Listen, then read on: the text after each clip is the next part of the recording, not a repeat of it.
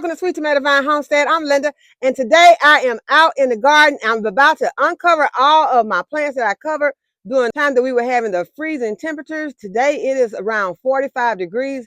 Feels really good out here, but I came out and I realized that to water all of my plants and to feed them, I'm going to have to uncover them, but I also had to go ahead and hook the water back up to the water hose and fill up my Newtry fertilizer, because I had took all these things in during the time that it was really cold out, because I did not want any of my lines to burst. So I've already connected my hose, my main hose, but now I have to connect it to the Newtry fertilizer injector.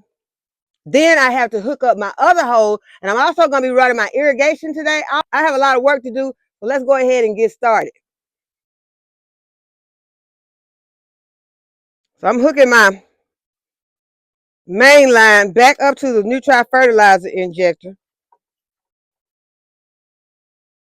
And this is the same line that I use to go ahead and fill up my fertilizer bucket, which is a 5-gallon bucket. It's a simple thing that I use. I use a 5-gallon bucket. I already filled it up, and I have some of my more bloom fertilizer in here, and also my fish fertilizer. Both of those are already in, and it's filled with 5 gallons of water.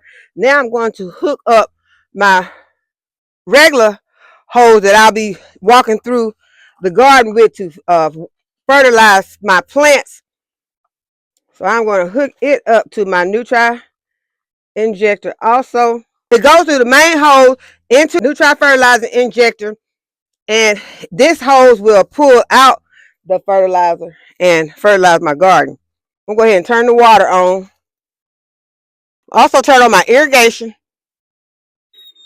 so that when this water starts, you'll hear the Newtry fertilizer injector. You can hear it. Now make sure I got this hose off. The hose was already on. I'm going to turn this hose off, because this fertilizer is going to start shooting everywhere. Okay, so we're going to go into the garden.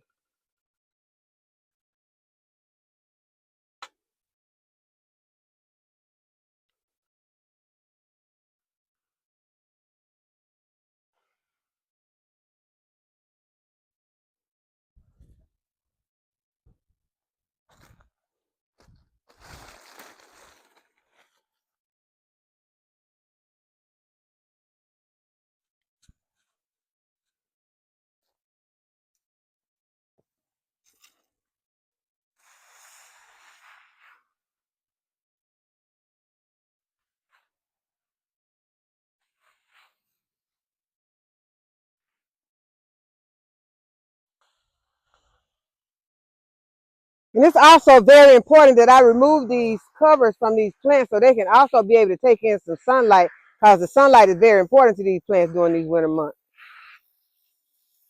And I also can't forget to water during these months, even though we're having some snow and ice. Still have to remember to water your plants.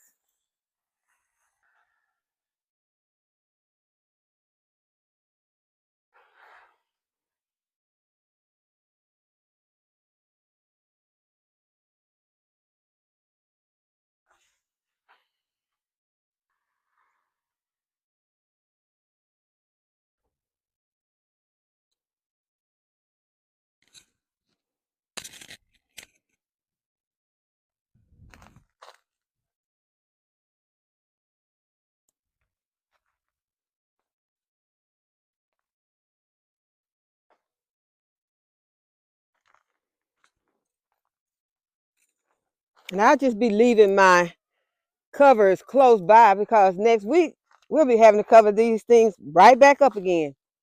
So yeah, it is a lot of work, but I think it's worth it.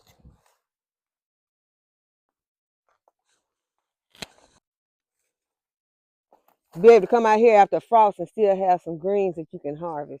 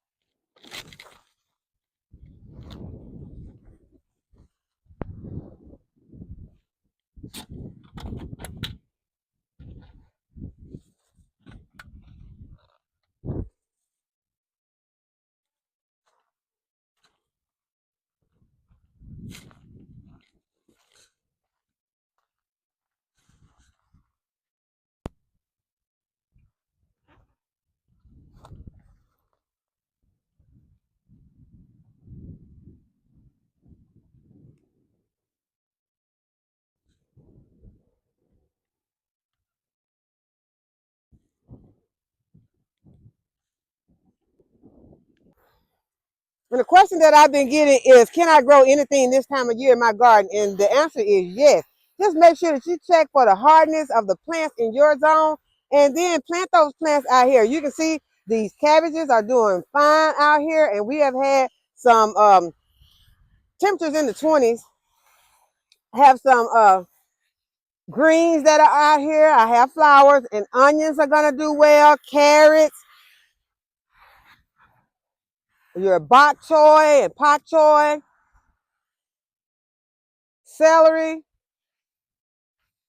Those things will do well. You can plant, you can have cauliflower, broccoli, Brussels sprouts. All those things are doing well this time of year. Now, if you start them now, you can start from seed, have them inside, get them ready for your spring garden. But if you want to be able to harvest them anytime soon, you're going to have to go ahead and get some plants. And the Brussels sprouts take a longer time. And so you would want to get them in early. If you plant them now, you would be getting a spring harvest, or probably a late spring harvest. So those things that you want to take in consideration when you trying to figure out what you plan to grow in your garden. But go ahead, get you a grow guide for your zone area and start planting, getting whatever you see that you can plant in your area, and whether it's indoors or outdoors, and go ahead and get these seeds planted so you can always have food.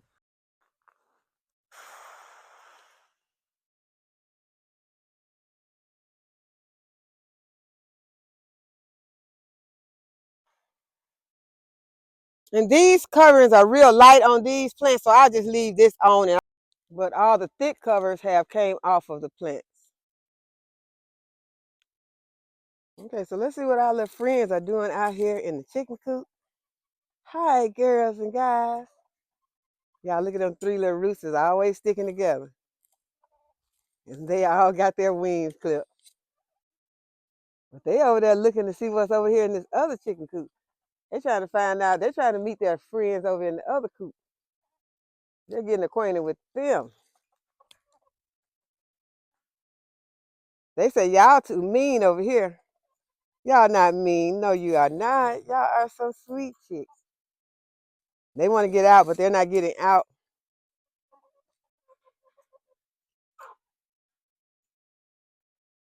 They're at the door ready to get out.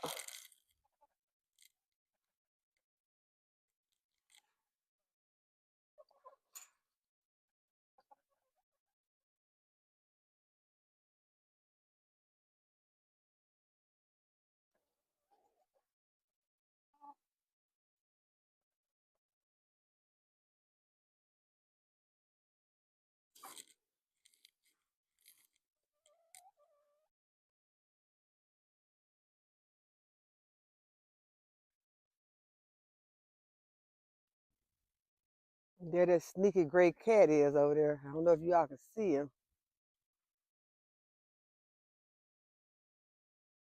Okay, checking out the garlic, checking out the onions. The onions are looking kind of dry, so I'm gonna have to go over here and turn the other irrigation on. So that means I'm gonna have to take the insulation off of the hydrant that we put on over there, and we'll have to be redoing it again. I just realized that we missed a bed.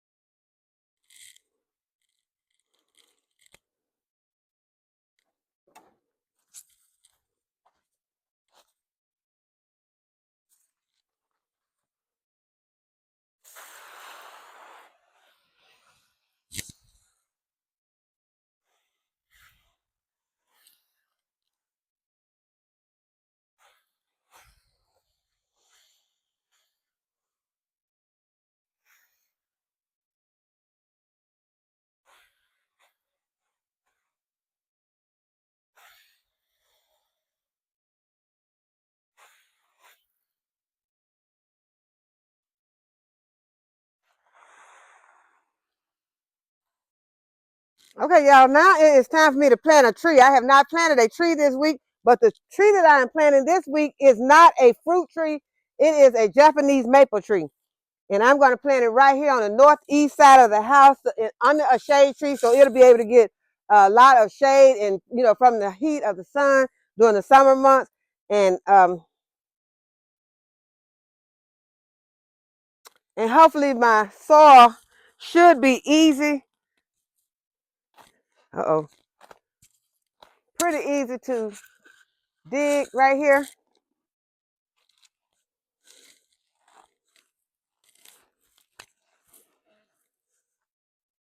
It is not, because there's roots right here. This tree roots are right here, and it is hard to dig right there. So I'm going to back it up a little bit, see if I can find a spot. Okay, I feel a spot right here that I think is going to be good.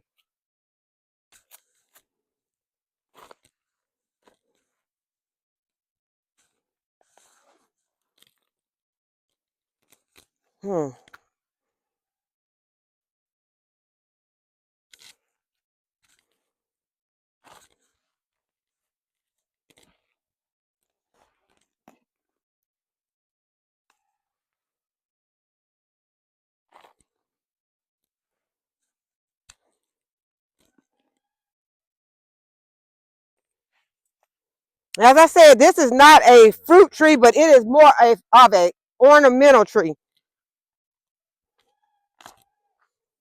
And it gets bright burgundy leaves. And it is a very beautiful accent tree. So I purchased this one while it's small, because as you start getting them when they're larger, they can be pretty expensive. That is with most of your trees. If you want trees, you know, I know sometimes you want to get a tree that you can start, especially if it's a fruit tree that you can start harvesting off of really soon. But if you find some of those trees to be really expensive, you can go ahead and wait a little longer to harvest from them and purchase them while they're small.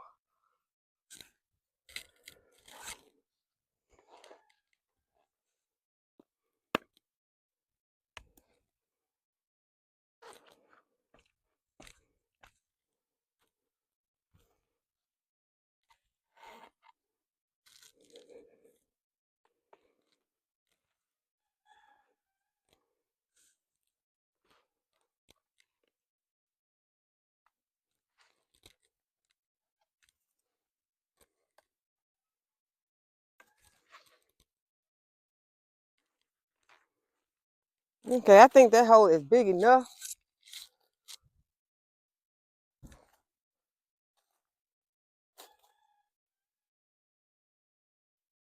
And my tree is dormant right now. So it is, that's why it does not have any leaves on it. It's dormant, and it will start getting leaves again in the spring.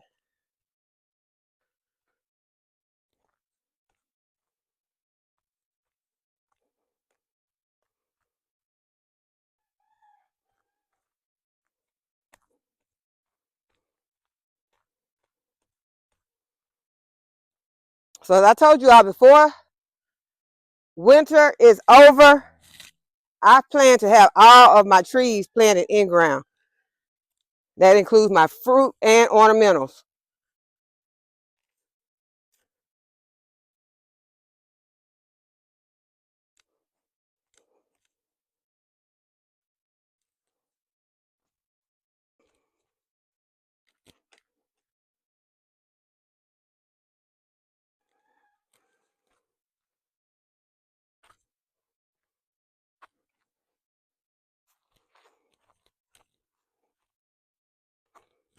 And I'm just adding the native soil back into this hole.